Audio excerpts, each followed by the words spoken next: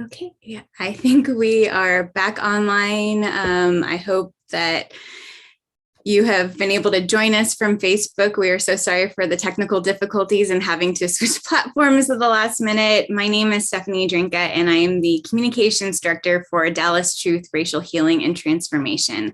And we are so grateful for you joining us and sharing your afternoon to discuss this very important topic. At Dallas TRHT, we begin all of our events with a land and people acknowledgement. Dallas is on stolen land, and the removal of American Indian and Native people was the first public policy of Dallas County. Dallas was also built by stolen labor. After Native people were removed, white settlers brought with them enslaved African people who worked the land and made it the city we know today. And because we are discussing immigration, it's important to acknowledge the intersection of these policies. The migration of immigrants and refugees has been facilitated historically by US imperialism, capitalist expansion, war, and settler colonial practices that displaced and dispossessed Native American and indigenous people. And all immigrants, once arriving in America, become part of this country's established racial hierarchy, with white at the top and black at the bottom, and what we refer to as the false hierarchy of human value. Which brings us to today's event. Transformation Tuesday is our community-driven online series that examines the ways race and racism impact every aspect of our lives and what we as a community can do to change and transform it.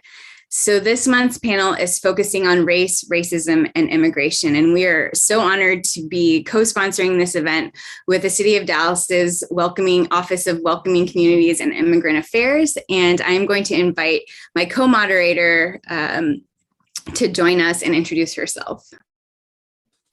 Thank you, Stephanie. My name is Christina De Silva, and I am the Welcoming Communities and Immigrant Affairs Division Officer for the City of Dallas. In addition to watching this live stream, we also invite you to check out our live tweets on our Twitter channel at Dallas_WCIA. Now, I would like to invite Chief Liz Cedillo-Pereira, who will provide opening remarks. Thank you, Christina, and good afternoon. Buenas tardes. My name is Liz Cedillo-Pereira, and I serve as the Chief of Equity and Inclusion for the City of Dallas. The Office of Equity and Inclusion's mission is to advance equity, inclusion, and justice so that all Dallasites can thrive. And sincerely, we're grateful for the panelists today and our community coming alongside us to have a critical discussion on race, racism, and immigration. As many of us know, immigrants make up 24% of our Dallas population and are a key contributor, a part of our city's growth. Dallas's future depends on making sure that all of our residents feel welcome.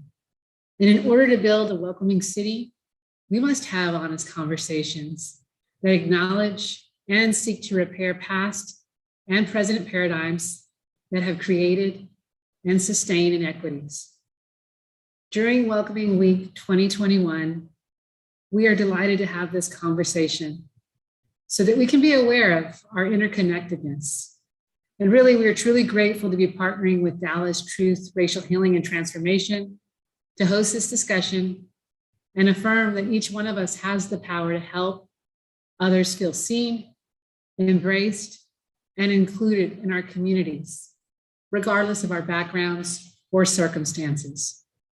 This discussion is part of Dallas's 4th annual Welcoming Week, where we invite the community to highlight our city's global diversity and celebrate our efforts to be a welcoming city. I invite the community to get involved in Welcoming Week, one of my favorite times of the year it has become, and the Office of Equity and Inclusion's other work.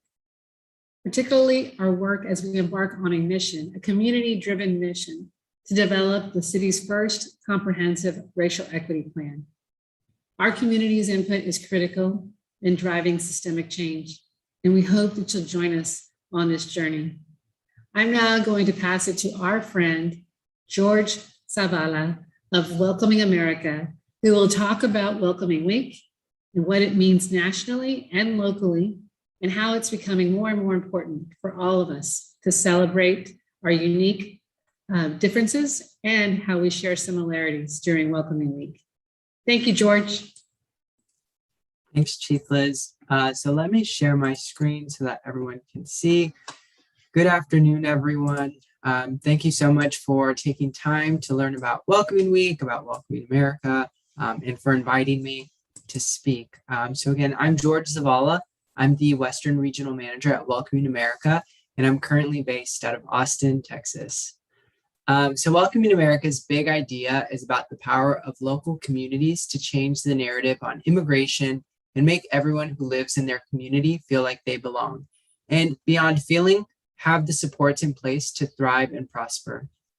We connect a broad network of nonprofits and local governments and build their capacity to develop plans, programs, and policies that transform their communities into vibrant places where people respect each other and everyone's talents are valued and cultivated.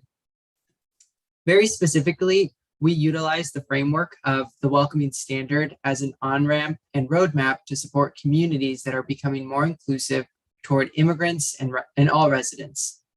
We have learned that when communities welcome newcomers, they become better places for everyone. And one community that we are especially proud of is Dallas. Between 2018 and 2020, Dallas launched its Welcoming Plan and became a certified welcoming city, one of only 11 communities across the country to do so. Dallas is a model community for so many reasons, and we are so lucky to work alongside such passionate leaders in all sectors of the community. So when it comes to Welcoming Week, I think I speak for my colleagues when I share that we often get questions like, what is Welcoming Week? How do I learn more about Welcoming Week? Or can you explain Welcoming Week to me? And before I define Welcoming Week, I want to give you a bit of history on how it all began. The first Welcoming Week was held in 2012, a few years after Welcoming America was founded. The goal was to galvanize the narrative of communities embracing the value of being welcoming. That year, over 50 events took place in 20 states and brought together more than 3,000 newcomers and longtime residents. From that point, Welcoming Week continued to grow, and when I joined the Welcoming America team in 2020, there had been nearly 3,000 events held across the globe the year prior. Even last year, in the midst of the pandemic, the drive and the energy for Welcoming Week persisted. Events have been hosted and support has been provided by national organizations and partners like the YMCA and their branches, as well as growing network of local partners, nonprofits, and governments. We have also seen growth in coverage by local and national media who have helped spread the practices and messages that we at Welcoming America believe are core to and define Welcoming Week and its movement, which is that communities everywhere embrace and celebrate the value of welcoming for all. So back to the question of how to define Welcoming Week. Is there really one definition that we can all use? I don't believe there is, but what I do believe is that by taking into consideration the guiding practices, values, and messages, as well as our individual participation and experience, each of us is then able to develop our unique and personal definition of Welcoming Week and what it means. For me, I see Welcoming Week as a way to celebrate one another, embrace our diversities, share our pride through art, culture, tradition, education, storytelling, and conversation. Welcoming Week is a chance for us to send the message that you are welcome here. It's my great privilege to share our theme for this year's celebration, Belonging Begins With Us. Belonging Begins With Us is a campaign that was developed by the Ad Council and supported by a broad coalition of organizations, including Welcoming America, all working to foster a spirit of belonging across the US. When discussions began on what the theme would be for this year's Welcoming Week, it wasn't difficult to decide that it had to be Belonging Begins With Us because its meaning and message aligns perfectly with that of Welcoming Week. We all know how it feels to be excluded, to feel isolated, or to be harassed, but we also know how to make others feel they belong through the power each of us has to welcome others in our community. So one extra cool feature on our website, welcomingweek.org, is our Welcoming Week events map. Here you'll be able to see the events that will be hosted by community leaders across the country. You'll have the options to filter by event type, whether it's dance, music, film, etc., and search for specific events if you have that information. If you toggle over Dallas, you'll find that there's over 15 events taking place. So check out as many as you can, and all of them if you're feeling ambitious. And finally, please keep in touch. You can visit our website, like us on Facebook, follow us on Twitter, or subscribe to our YouTube channel. We know that the work of welcoming, belonging, and inclusion isn't just something that happens during Welcoming Week. It happens every day and often during difficult times. On behalf of everyone at Welcoming America, I want to thank each of you for the amazing work that you all do every single day. You all make this possible. And while you celebrate Welcoming Week, be sure to take some time to celebrate yourselves and be proud of all that you've accomplished. Thank you.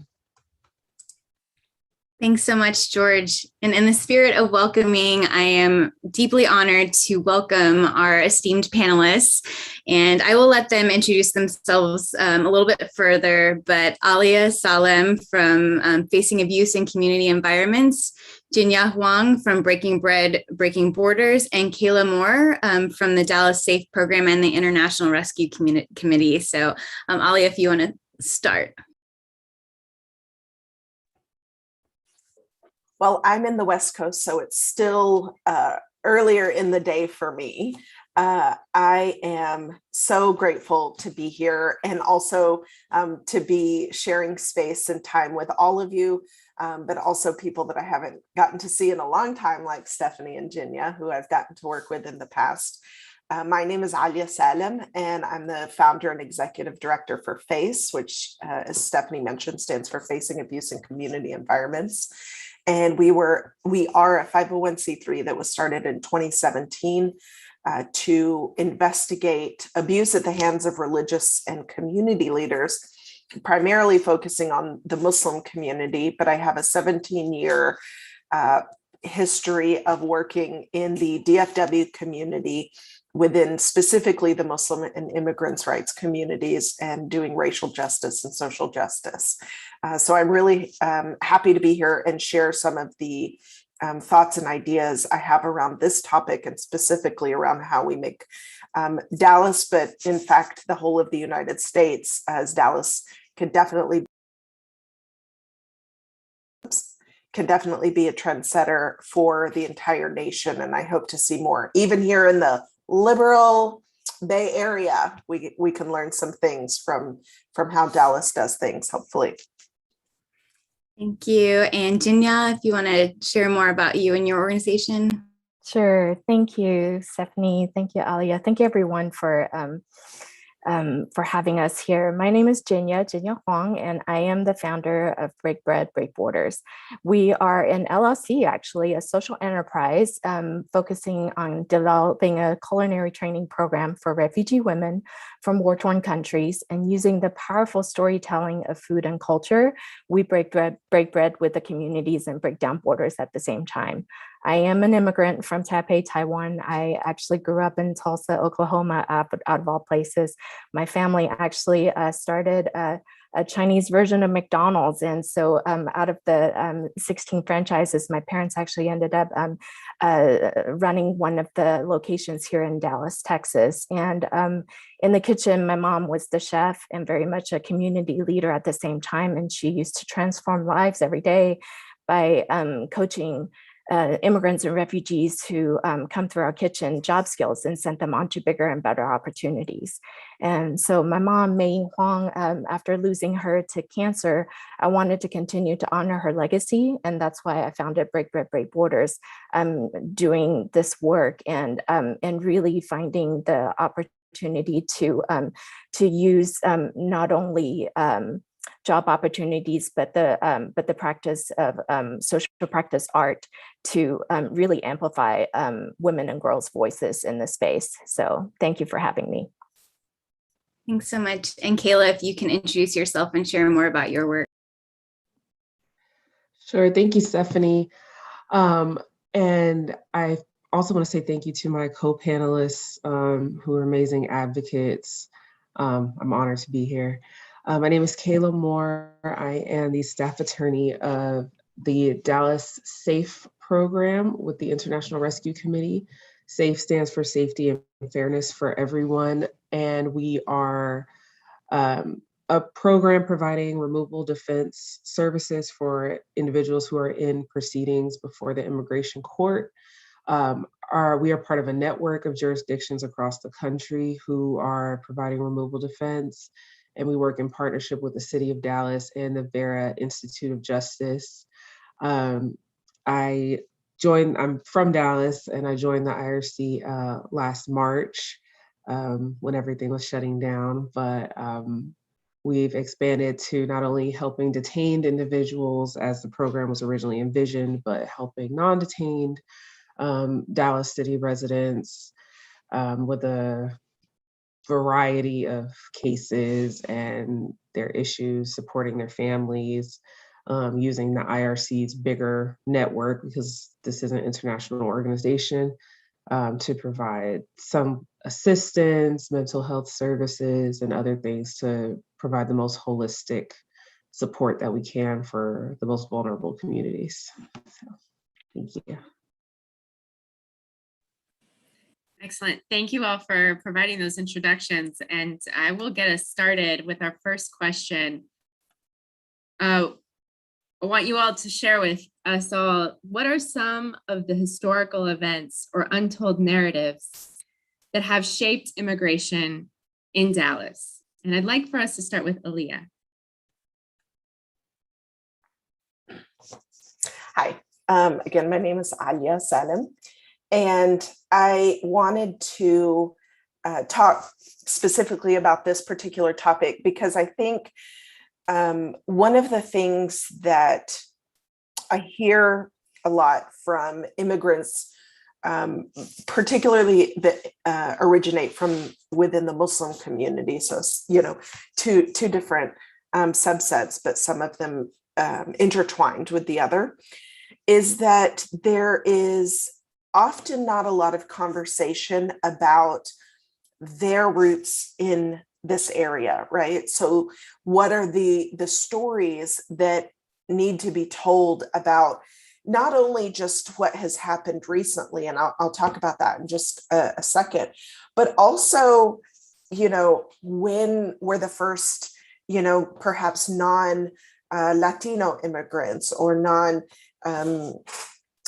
immigrants that may originate from South Asia or Arab countries or African countries, et cetera.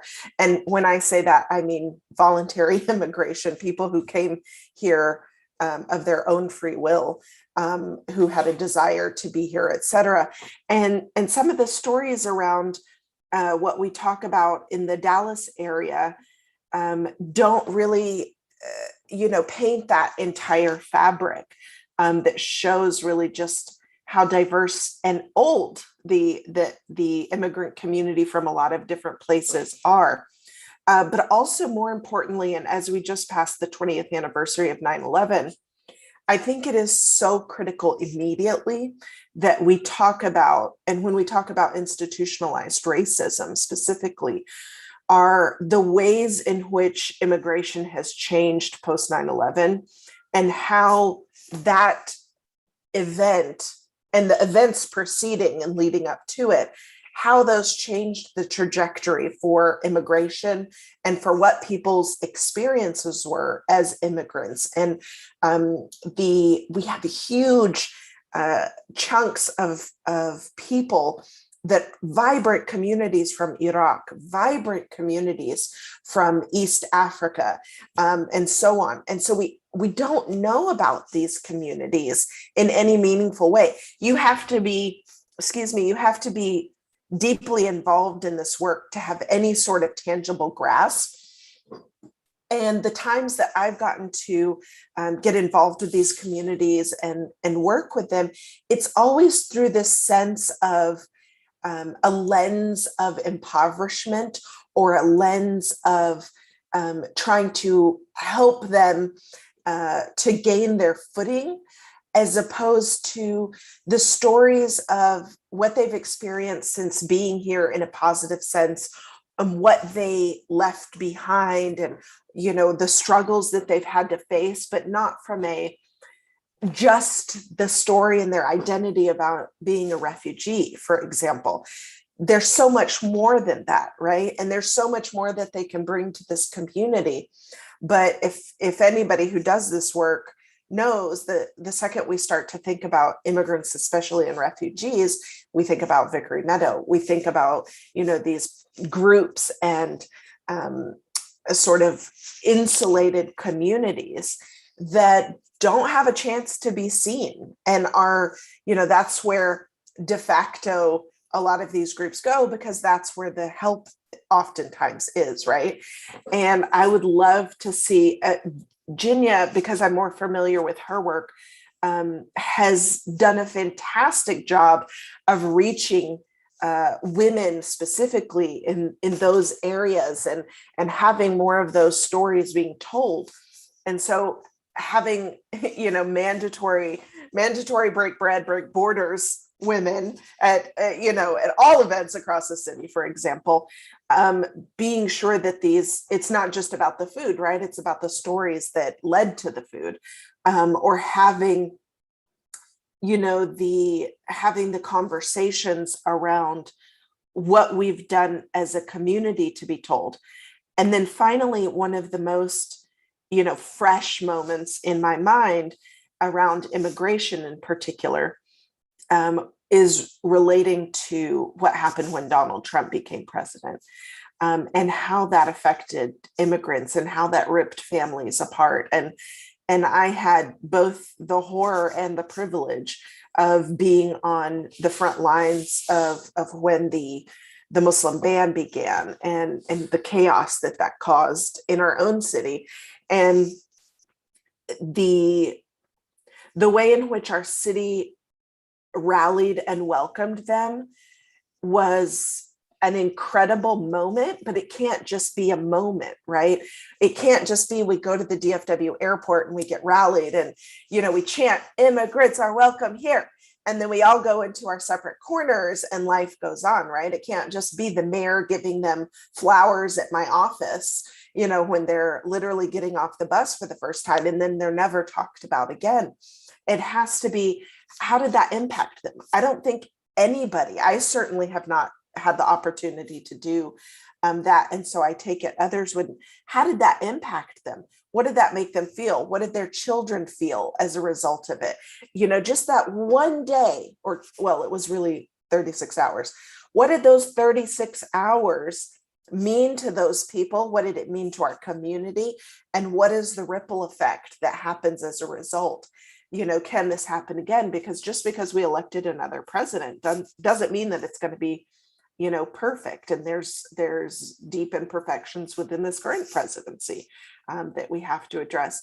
And so I really want us to take an opportunity and mindfully think, which is why I'm so excited that Dallas TRHT is doing this, because it's a signal that there is a mindful, conscious effort to curate and cultivate some of these conversations, but not in the way that it should be voyeuristic, right? We should do this in a way that brings people together as part of their new community, or they've been here for 3-4 generations, or what have you. I'm a product of both. My father was an immigrant from the 60s as a part of the brain drain, and my mom is born and raised in Texas, in the Panhandle. And so I lovingly refer to myself as a redneck Egyptian in all the best ways, not in the bad ways, but just as a tongue-in-cheek way of, acknowledging both of these two, very unique, not unique separately, but unique together, identities, and how that has made me look at the world, and what are those stories and things like that. And post 9/11, from age 24 and on, or it's actually 21 and on, it was so much about just surviving and defending as a first generation. And it wasn't about, this is my home, this is my home, this is my homeland.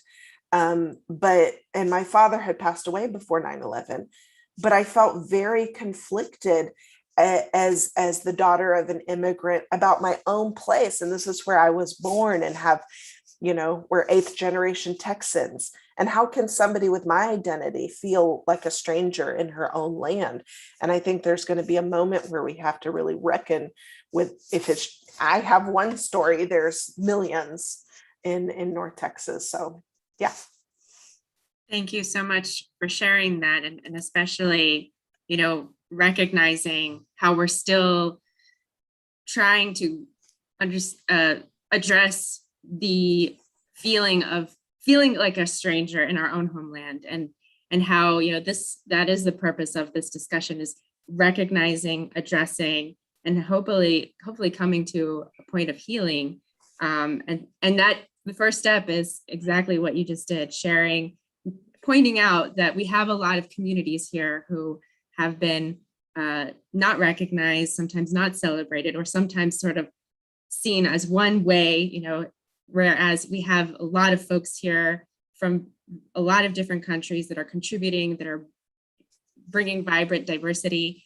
And I'd like to turn it over to Jin-Ya, because like you said, she's a great example of someone who has really helped us highlight the diversity that is here in Dallas, help us recognize the power that immigrants have in helping grow our city. So I'd like for her to share just what are some of the, personally, with some historical events and even what you've seen as a community leader, what are some untold narratives that you'd like to share? Thank you, Alia, for sharing all that, and thank you, Christina, for that introduction into this subject. I think as a social practice artist, I make art that make a difference.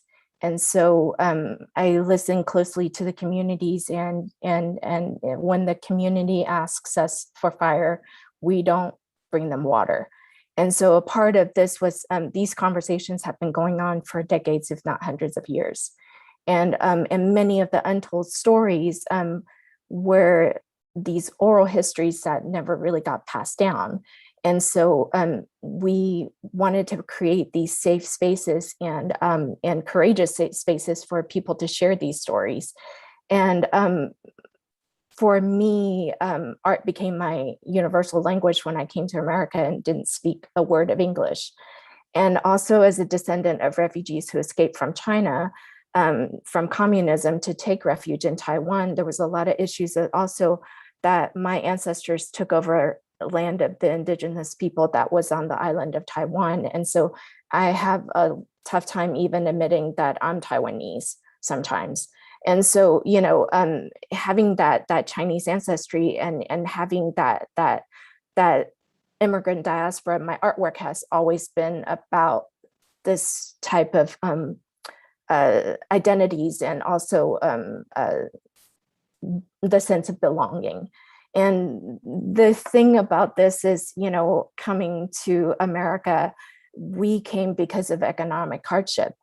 And as an Asian American woman doing this social justice work here, it has been challenging because of the minority myth of thinking that because I'm Asian, because I came from some parts of China, that I am supposedly independently wealthy and, is just running this work privately funded. No, it is not. It's driven by the community and community needs. And we actually pitched this idea for years before it actually took traction. And for the idea to gain any traction was because of the executive order. And it was because people were realizing that if immigrant and refugee rights were being taken away, what's going to happen to American citizens? And it was really one of those things that it made people realize that it's not just something that can be done overnight. This is something that is continuous work. And so when we started Break Bread, Break Borders, we knew that, with my mom, food was her universal language. And honestly, it is for a lot of people, billions of people. And, you have to eat and right. And to sustain yourself, and why not feed your mind, body, and soul. And so that's what we really kind of talk about at Break Bread, Break Borders is the ladies don't just cook food for good. They actually share their personal experiences. And we've definitely, made food for tens and thousands of people that understood, where we stood is for human rights. And we're always on the side of freedom, right? But there were definitely, meals that people asked the questions out of all places, why did these ladies, decide to come to America to take good Americans' jobs, and why, they feel like, this is someplace that they should be raising their children when there's other places around the world that they could have chosen.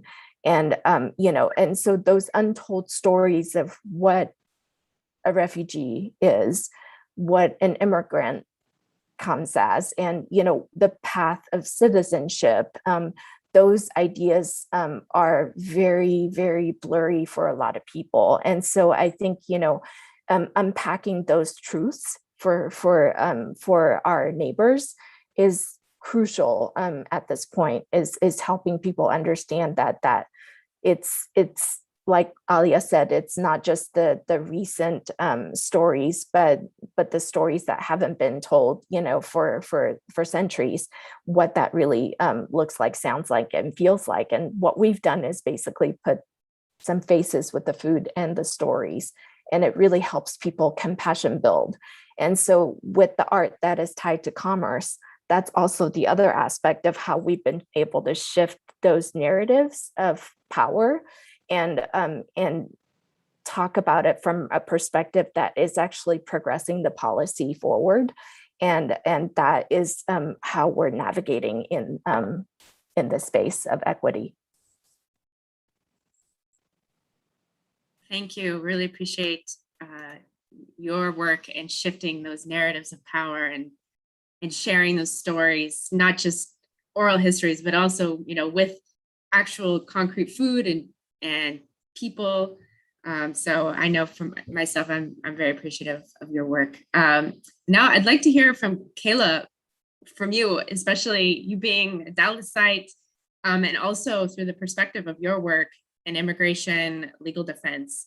What are some historical events or even some untold narratives that you've seen that have shaped immigration in Dallas today? Thank you, Christina.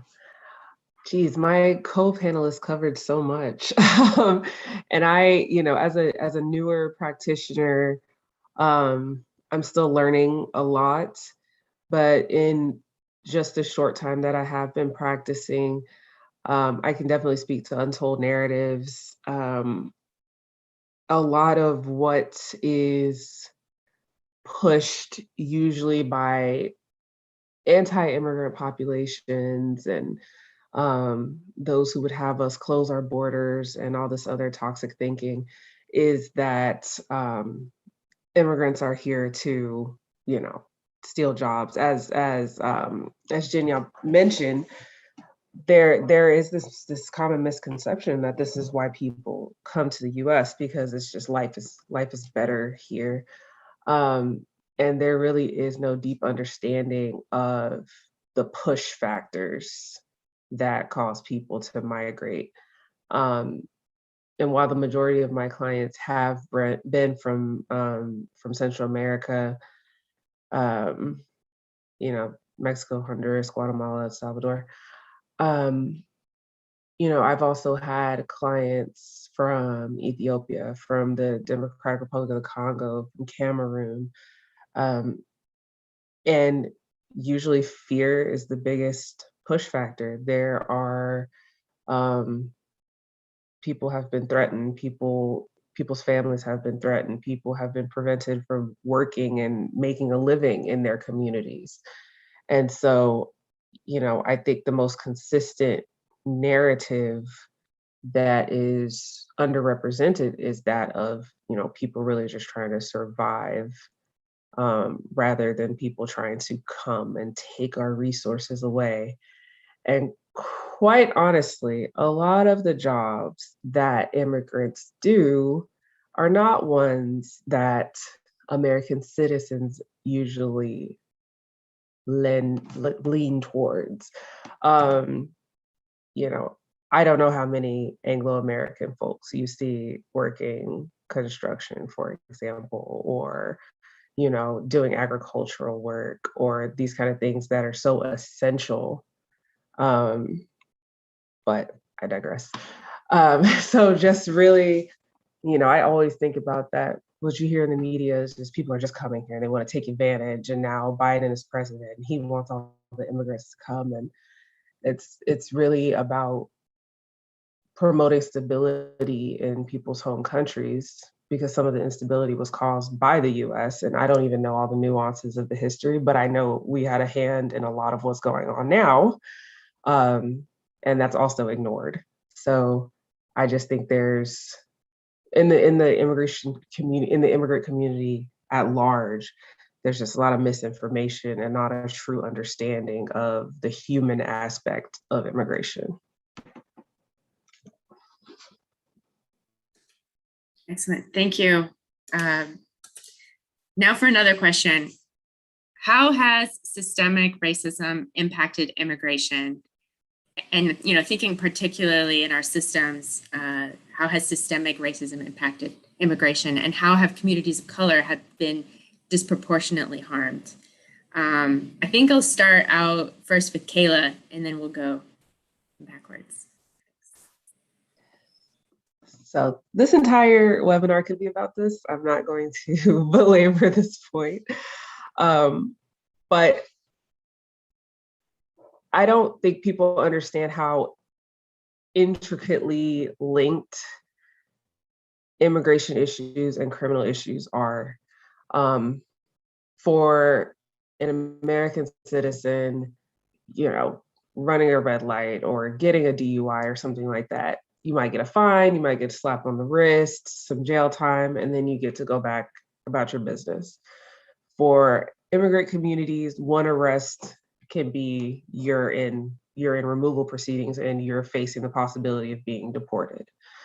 For communities of color, for immigrants of color, Black immigrants especially, this is amplified because the most over-policed communities are Black communities. Black people are pulled over more, Black people are stopped more, arrested more, have longer sentences. And in Dallas, a lot of my clients are, come to me through the criminal system, and ICE is able to place what's called a detainer on someone who doesn't have status, who's being held in jail. And they can say, oh, this person doesn't have status. We're going to take them. Once they're done here in jail, we can take them to immigration custody. So the consequences are often so much more dire for immigrants who don't have status. And it's really a numbers game. If Black people, Black immigrants if Black people are being arrested more, and there is a population of Black immigrants, which there is, then obviously they are going to be disproportionately affected. Even if the percentage of Black immigrants is 10%, 90% of those 10% will be in some kind of enforcement, have some contact with police. And so a lot of the narrative around immigration really does focus on more Spanish-speaking communities usually, and organizations like Baji and like Undocu Black are really working so hard to shed light on, immigration is a Black issue, and in order to address that, there has to be criminal justice reform. There has to be there has to be an acknowledgement that this really does affect Black communities and Black immigrants at such a higher rate. So that's about. Thank you, Kayla, for naming that immigration is a Black issue. I mean, I think there's a lot of statistics and reporting that shows how Black immigrants are disproportionately affected by immigration legal systems, by deportation. So yes, I think that's a key part of this discussion, and I appreciate you bringing that up. Jin-Ya, yeah, I wanted to hear from you what your thoughts are on how systemic racism has impacted immigration in Dallas, and how maybe communities of color have been disproportionately harmed. I think the interesting part about that is, as I've mentioned, about the myth around Asians and Asian Americans, and as a part of the skilled workers force, that really feeds into this pattern. And I think, it's not just, the high skilled workers, in IT or healthcare, but also the essential workers that are, working in hospitality and just really frontline work, right? Being in the grocery stores and whatnot. And these issues, with anti-Asian hate and people of color hate crimes on the rise, that it's really affected how people view immigration in America. And so, we're reading all about the challenges that we're having, finding really catching up in education, with math and science fields in STEM. We're definitely having those issues and challenges of finding those skilled workers here, and reading even more about the nurse shortages, here in the U.S., if not throughout the world, because of COVID. And I'm in the current class of Presidential Leadership Scholars Program, and I have a lot of classmates who are in the medical industry talking about, really actively importing nurses from the Philippines. And even that is challenging to hear,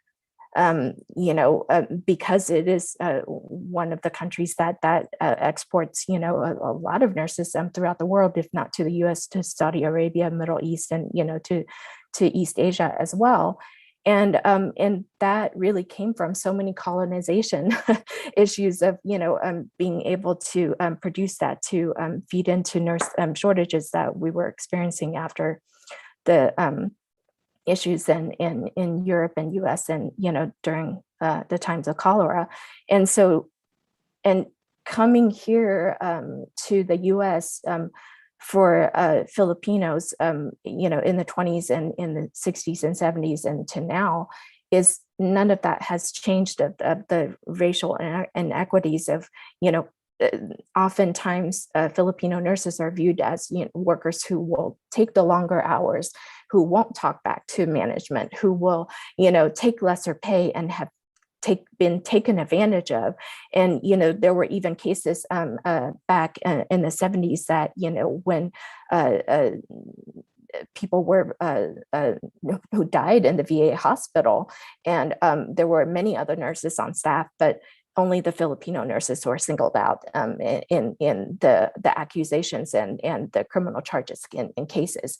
And, and so those are compounding issues that we really need to address as systemically, how we're really viewing, when we're scouting talents and necessary jobs that need to be filled here in America to keep us safe and healthy, to keep us strong, to build up our economy, throughout this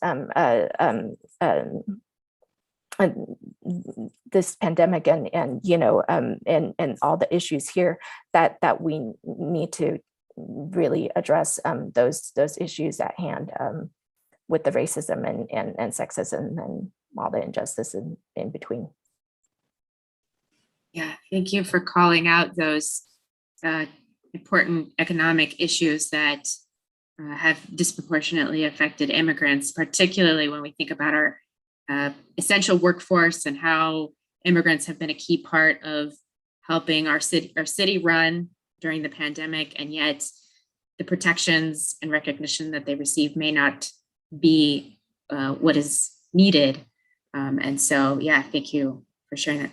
And Alia, I would like for you to also help us answer this question of what are some of the, or how has systemic racism impacted immigration in Dallas? and how communities of color has been disproportionately harmed? It really piggybacks on what Kayla was saying with respect to the relationship with communities of color and law enforcement. For at least in the sense of where I give it importance, and specifically because of the work I do around addressing the accountability gap within Muslim leadership, or within leadership, because it looks the same, it's just the language is different. The ability to come forward and report abuse is exponentially more difficult for not only Black and Brown communities, but immigrant communities, immigrant victims who are immigrants or who fear some immigration reprisals. And because of that violent relationship that is the status quo, and in most cases, it could be, people are always so quick to talk about the departments or the law enforcement bodies that have these programs, and they hold up these model law enforcement groups or whatever. Oh, this isn't everybody.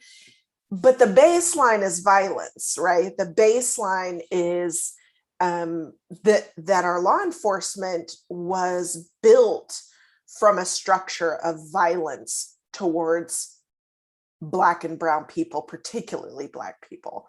And when that environment not only exists for the population who is indigenous, or the lineages of the enslaved, or the lineages of immigrants, you also have people who are immigrating to this country from police states, from war, from violence, and they've already seen what a power structure that takes away your rights looks like, and they recognize it immediately when they get here, even if they had these high hopes, of this land of plenty and this,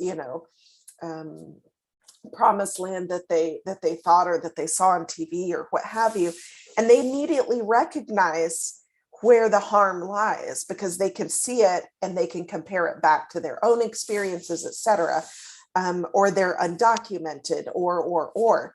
And so this idea around overwhelmingly women who are violated, and who, whether it's sexual assault and rape and all of the different ways that a person can be harmed, the ability to feel safe in this country for immigrants, and impacting how they are able to settle, trust, build that relationship, that cohesive relationship with their communities, can be blown to bits in seconds.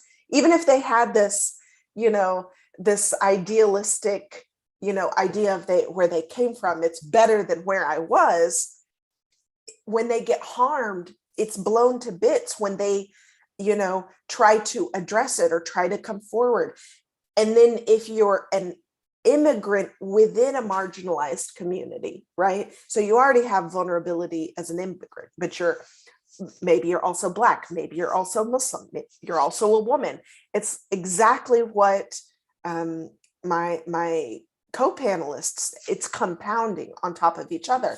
And so this ability to be, when we talk about being free in this country, there is only one demographic that is truly free in this country. One, and that is white, male, landowning, Christian or nondescript, right? Everybody else, and it doesn't mean that demographic doesn't have problems or doesn't have struggles. It just means they're the only ones who are actually free, that are actually free to be themselves and not have these institutional repercussions. And so what do we have? We say, oh, land of the free, home of the brave. No, it's a land of the subjugated. It's a land of people who are privileged privilegedly oppressed. So, you know, there's always this glass ceiling that we just can't get past. And this history of immigration and generational trauma, as a result, if you ask me, what is the reason why I have been so keen towards the TRHT project. I was there when, you know, I saw the things come in and the grant money come in and the meetings that were had and I was so keenly, you know, focused and interested and grateful that it was coming to Dallas, because the root of our issues is white supremacist frameworks that exist to subjugate anybody else, right? And so when we have that as our baseline, when we live on stolen land, and it's land that was cultivated by stolen people, we haven't even begun to address that issue. So immigration is like, you know, one of the upper echelons of the problems, right? At least in terms of you know, how we actually get at the root problem, and specifically the bodies of law enforcement is what I think about when I think about institutionalized racism and the laws. And I'm in law enforcement in every aspect, right? All the way up to the judicial and executive branches, is this idea that this land was not built for us. And therefore, no matter who comes in, we're never going to be able to get past that until we address that root problem that exists. And so, you know, it sounds like a very big, you know, overwhelming thing to tackle. But if we do not tackle the founding of this country, the roots of our founding, and the Black and Indigenous original oppression of how this country came to be, which will segue into our next conversation about healing. If we don't do that, then immigrants never have a hope of being real parts of this country, right? If I, born and raised in this country with roots for 8 generations, cannot even feel at home in this country. And part of the reason I moved to California is because I literally felt unsafe in Texas. I didn't feel like I could be comfortable and walk outside and be safe. It's not that there's not problems here, but to walk outside and see Black Lives Matters flags everywhere, even though there's part of our community there's not a lot of Black people, you have to go to Oakland to see a lot of Black and brown faces.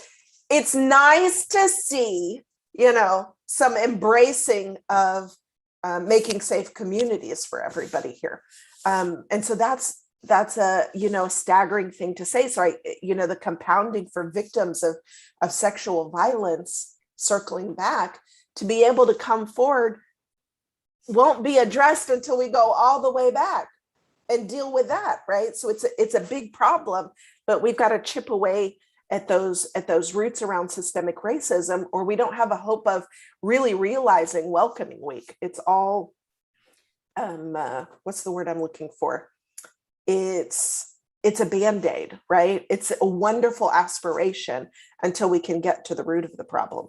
It's so interesting too, because in addition to it being Welcoming Week, I was also alerted that it's Freedom Week in some communities and school districts. And the question is always, freedom for who? Who was free at the time of these founding principles? And so, you know, with the historic racism, with the legacy of oppression for immigrants, for all people of color, my next question for the group is, what is the healing and transformation and reparations that need to happen in order to achieve real racial equity for immigrants in Dallas after this long history of racism? And Jin-Ya, if we can start with you for this answer. Something that Jerry Hawkins from TRHT, your amazing executive director, always talked about is learn all about your history and then figure out which side you want to be on. And I think that's a huge part of really coming to understand, as Alia said, and Kayla too, is really understanding that root cause analysis, right? And getting to the bottom of the issues and of systemic racism, of all the challenges that we're having in between, what that looks like, sounds like, and how to tackle it and dismantle it, and, you know, and disrupt it from every space possible. From our perspective, as an artist, ever since I knew I wanted to do this from the age of 3, just knowing that we are to be truth tellers. And so in the way of how my mother has tackled this is using art, food, and culture to share those stories, to share those expert opinions of personal experiences, those oral histories, and those vital points of culture and heritage, and really helping people understand what compassion building feels like. And I don't care who you are or where you're from, but when you sit down and share a plate of food, doesn't matter if you're online or halfway across the world, something magical happens. You can't hate somebody up close this way. And, you know, I hate to use the term homelessness, but, you know, we have people who are immigrants and refugees are literally countryless, that didn't have a choice. And, you know, come 2050, it is estimated that it's not just from war and possibly from climate change. We may have over 1 billion refugees throughout the world because of all the climate change that we're experiencing globally.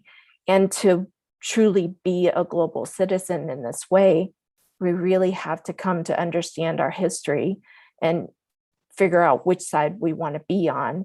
And for us, it is using the art of food and the art of storytelling and the art of compassion. And, you know, my mom used to talk about how, you know, there are just 3 things that you have to do. And number 1 is always do the right thing. And number 2, whatever you do, figure out how to be a good neighbor. And number 3, it sounds simple, but it's actually super hard to do as well, is literally practice kindness and compassion every day. And those are things that, you know, I don't speak Arabic or Farsi or Spanish or anything else, but I feel like, you know, whenever you show somebody how much love is packed into a plate of food, that comes across pretty easily. And so that's how we're doing this, is sharing equity and justice, one bite at a time. Thank you, Jin-Ya. I can't think of anything more healing than comfort food and the sharing of stories. So I think you have it all figured out. Kayla, because you're on the front line of this work and you see some of the most pressing issues, I'm really interested in the transformation of policies and reparation that you see as necessary to really achieve equity. Yeah, well, one, now I'm kind of hungry. Jin-Ya, please keep feeding the world. It's amazing. You know, a lot of the kind of inequities that exist in immigrant communities have to do with access, be it language access, access to resources, access to competent counsel, competent to practice immigration law, not like, you know, intelligent, but immigration is very complicated. And there is a shortage of practitioners who can take these kinds of cases, who can do them pro bono. You know, lawyers are expensive. And pro bono volunteer lawyers, they have to be trained. They have to learn the nuances of preparing an asylum application or applying for cancellation of removal. They have to know what kind of documents to submit. It's a whole different world, and immigration law changes so frequently. So, providing for resources to just help support immigrants, individuals who are in removal proceedings, I think is a huge step. And providing those resources in languages other than Spanish, for, having French for people who are from, the Congo, or having Amharic, having Tigrinya, having other, because there are huge communities who are here, having Haitian Creole. I think language access is one of the most valuable tools that communities can provide, and really making immigration practice a more welcoming space, not only for attorneys who do other kinds of work, but also for law students who may not have a personal connection with immigration. Of course, I'm a descendant of immigrants, but that was way, way, way back, right? I was born here. My mom was born here. My grandmother was born here. But seeing more organizations, more law schools, more law firms really make this a space where underrepresented practitioners, for example, myself being, a Black woman, we're a very, very small portion of lawyers in the country. And there are way fewer of us practicing immigration. It's very niche for, I don't see a lot of people who look like me doing immigration. So just welcoming communities like mine to serve communities that can relate to me more. I think that would be a huge asset, helping to push back against findings that individuals are not credible because of the way they present their testimony, or because of, physical cues that in one country may be normal, that you don't look someone in the eye when you're talking to them. But here it's like, oh, they're being sketchy. They're not telling the truth. They can't look me in the eye. There's so many nuances in immigration practice. There's so much cultural competency that diverse professional communities can bring to really just help people feel supported in going through immigration processes.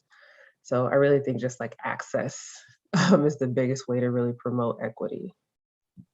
Thank you, Kayla. Yeah, welcoming, not just in the literal sense of welcoming immigrants and refugees, but welcoming people that they need in every space and at every level.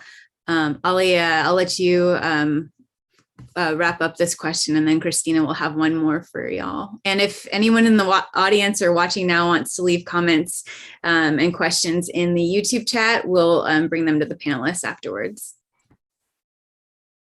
Okay, so I look at this from like the 30,000 foot view. And when I think of healing, and I go back to we have to right some wrongs first, because even with the indigenous population, like, we have to build back, right?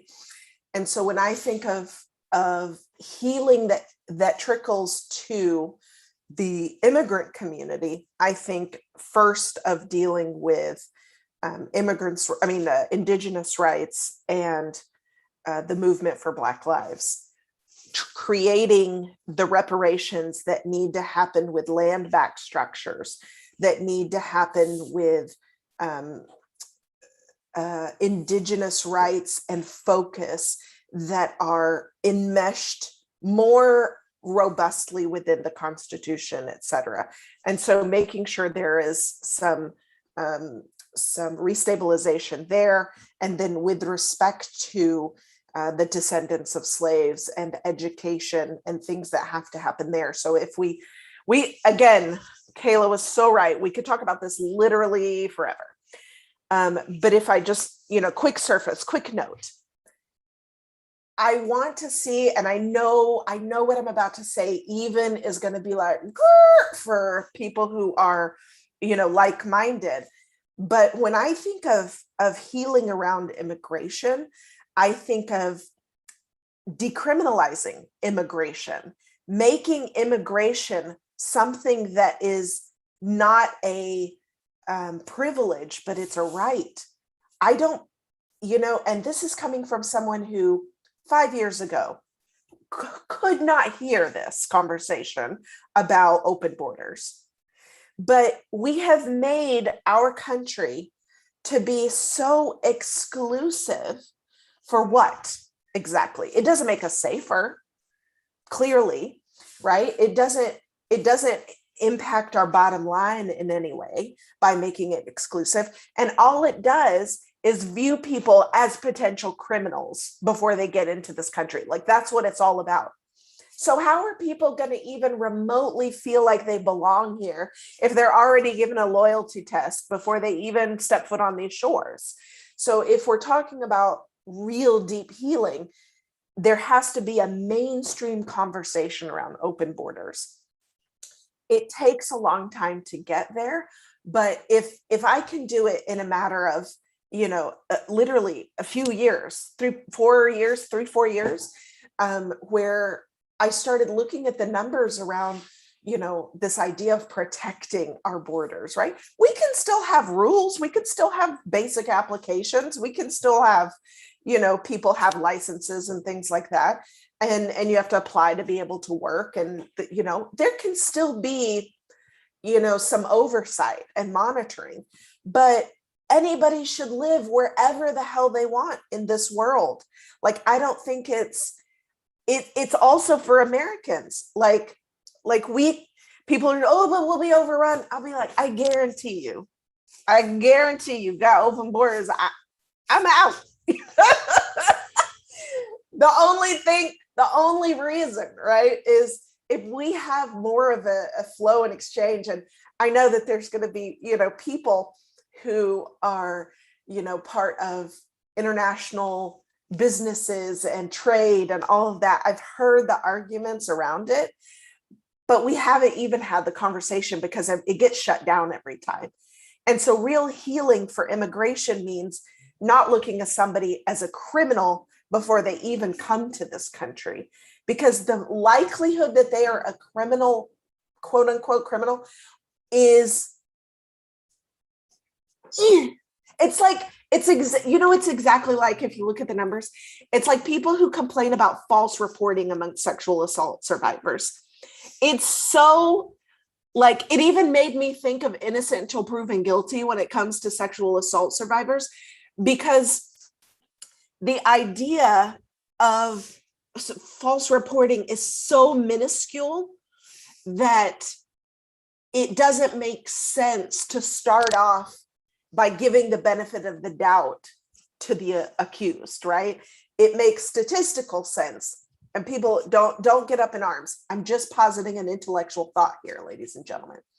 But the same idea, the instance of criminals coming to this country is so minuscule. They're coming for work and a better life. And so the idea that we should reverse the viewpoint, and how we do that would be, you want to talk about transformational. That would be transformational if people could come and apply as a dignified human being to get access. I mean, if you really think about it, we have got third world type countries that exist within our own borders. There are war zones that exist within our own borders because of the way the state has enshrined violence as a part of its response to its own people. So I think a great place that we don't talk about, and we could talk about so many things, but the idea of open borders and having a conversation about who gets into this country and who doesn't and what the basis is would be transformational.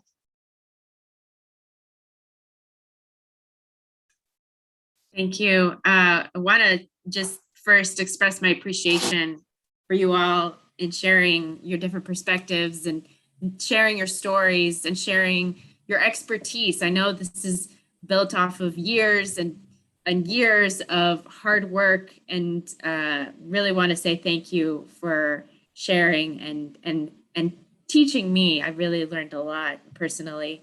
Now I want to ask, how can the listeners, how can folks listening to this live stream later on, how can we support your work, especially with regards to promoting racial equity in this space? I'd like to hear from Jin-Ya first.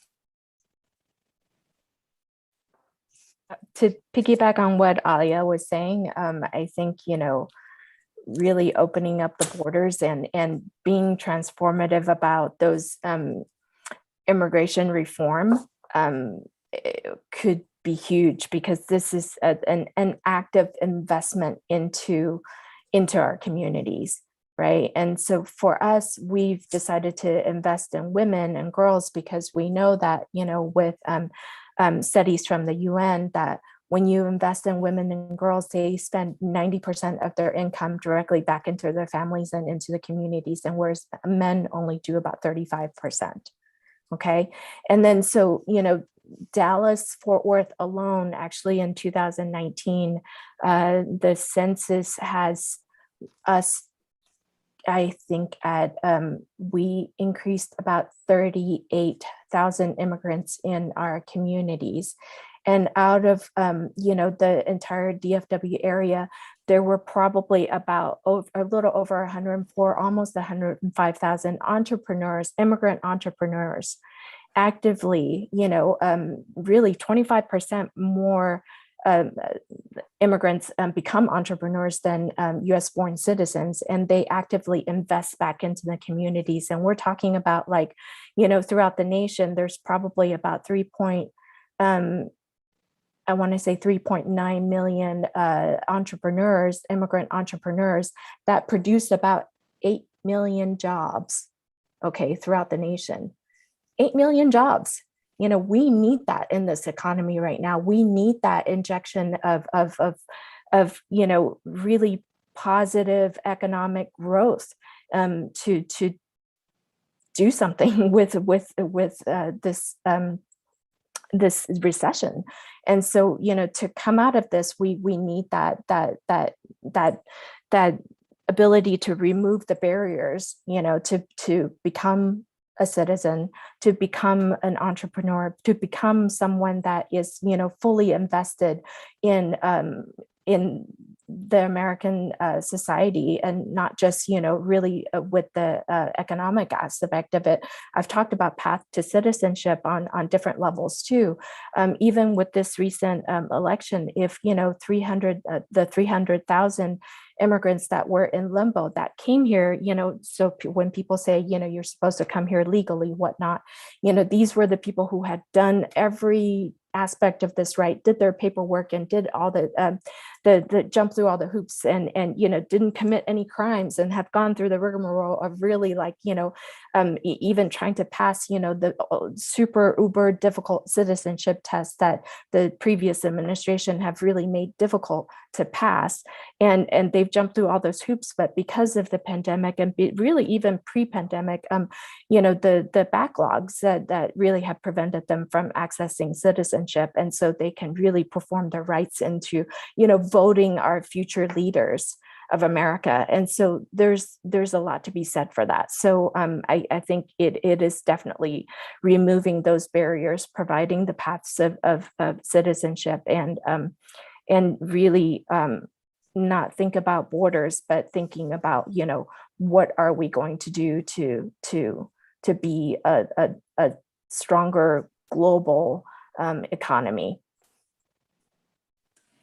Yeah, thank you for calling our attention to advocating for immigration reform. I know that currently there are some policies that could be potentially added to our budget, our federal budget. So now is the time where listeners, folks that are engaging, can call their representatives, their state, federal representatives, to advocate and push for immigration reform. Kayla, I'd love to hear from you. What are some of the ways that we can support you and your work in your role as a Dallas Safe Director? And also just how can we be promoting racial equity in our spaces that we inhabit personally? Well, I definitely think, and this might sound obvious, but I think just educating ourselves about the real issues, educating ourselves about the numbers. You know, some people only want to see statistics and percentages and numbers. Look at, the rates of criminality among immigrants versus American citizens, American-born citizens. And immigrants don't commit crimes more. Statistically, it's been, shown. It's, it's participating and calling reps, like you just mentioned, pushing immigrant issues to the forefront in these agendas. It's, on the legal side, if you're an attorney doing some other kind of work, get in touch with a nonprofit and take a case, or even participate in some kind of workshop helping people fill out their asylum applications or their citizenship applications. Do the on the ground work and really put faces to these stories. If you're a clinical psychologist, if you're a therapist, offer your services. A lot of the best evidence we can receive is psychological evaluations for our clients that get submitted to the court. So partner with the nonprofit who's doing this work to do evaluations, and they're usually very expensive, which can be cost prohibitive, but that's a way to lend your expertise to support these communities. If you're, not a lawyer or a psychologist, just, time is valuable. And even if it's just, we're just doing like administrative work at a nonprofit or immigration organization, really just using your time, you can't help but care, and you can't help but see what the need is and just really become passionate about it and say, you'll come across people where it's like, I wish we could help them, but we don't have ABC. There's always a matter of funding. If we have any, I don't know, if we have any billionaires in the audience,